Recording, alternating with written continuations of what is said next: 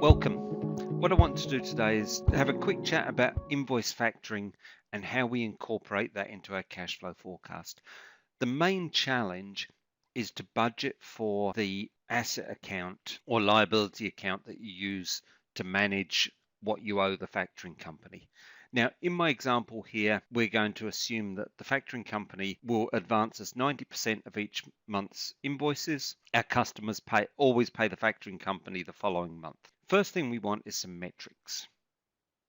So I'm going to metrics, and I want one for the factoring rate at 90%. So simplest way to do that is just put 10.8, into the total there, spread it evenly, give us 0.9 each month. Factoring this month, the formula for that is my sale of goods account times that factoring rate that we've just created, and make sure you set that as a live formula. Now, factoring last month is a bit more challenging because we've got the same sale of goods times the factoring rate, and we change the date here to -1, so it's always looking at the preceding month. Again, make it a live formula.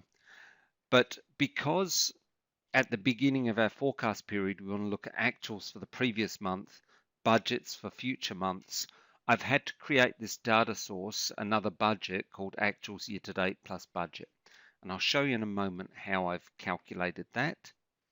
And then if I go back to accounts and I find my factoring account, the formula for that is simply factoring this month minus factoring last month. Again, make it a live formula. Let's go to budget tools, budget factory, and this is where I create that new budget. And we go organization budget, because I'm doing this at the organization level.